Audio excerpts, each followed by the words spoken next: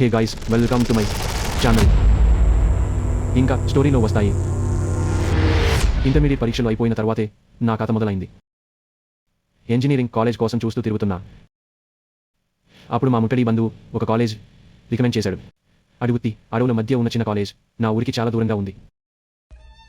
నాకు అసలు ఇష్టం లేదు, కానీ నాన్నగారు బలవంతంగా ఒప్పించారు. నీ బంధువు ఉన్నాడుగా, అక్కడ చూసుకుంటాడు అన్నారు. ఒకటే మార్గం వెళ్ళడం. మొదటి రోజే ఏదో ఒత్తిడిగా అనిపించింది. చుట్టూ వృక్షాలు, బసలేదు, జనాలు తక్కువే. హాస్టల్లో 3 షేరింగ్ రూమ్ ఇచ్చారు. ఒకరొకడు వేరే బ్రాంచ్ వాడు, సాదాసీదా వాడు. మరొకడు నా సూపర్ సీనియర్, మాటి చెప్పడు. ముఖం చూసినా చూస్తాడో లేదో. అయినా సరే మెల్లగా అడ్జస్ట్ అయ్యాను.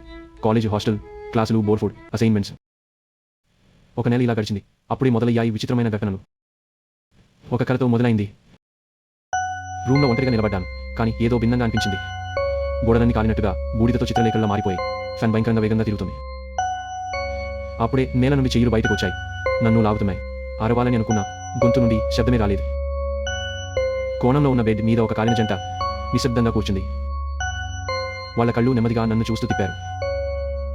ఇది మా స్థలం అని నిశ్శబ్దమైన భయానక స్వరంలో చెప్పారు. వేగంగా లేచాను, చెమటలతో తడిసిపోయాను.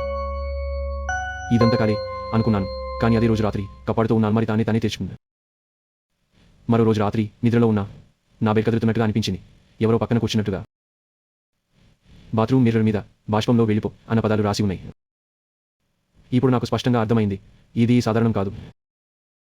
చెప్పకుండా అజ్ఞాతంగా కొంతమందిని అడిగాను, ఈ రూమ్లో ఇంతకు ముందు ఎవరైనా?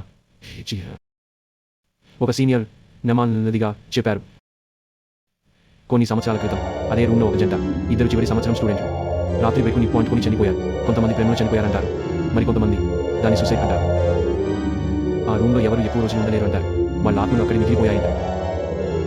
చిన్నగా జబ్బు పట్టినట్టు నా కళ్ళు చెమర్చాయి.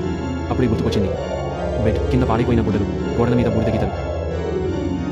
లైబ్రరీకి వెళ్ళి పాత న్యూస్ పేపర్లు వెతికాను. అచ్చంగా నా కాలేజీ వార్తలు కనిపించాయి.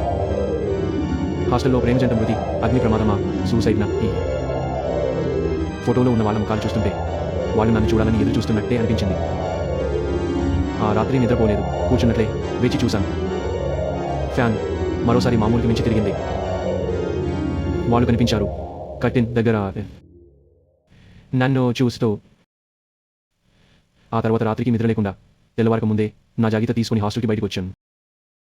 ఎవరికి చెప్పలేదు, అంతే శాంతంగా బయలుదేరాను. ఒక నెలలో కొత్త కాలేజీలో చేరాను. తల్లిదండ్రులకు చెబితే ఫ్యాకల్టీ బాగాలేదు అన్నాను. వాళ్ళు నమ్మారు, కానీ నన్ను మాత్రం నమ్మలేకపోతున్నాను. నా ఆఖరి కల ఇంకా గుర్తుంది. ఆ స్వరం మళ్ళీ చెవిలో వినిపిస్తుంది, ఇది మా స్థలం. మరిన్ని విషయాల కోసం లైక్ చేయండి, షేర్ చేయండి, సబ్స్క్రైబ్ చేయండి.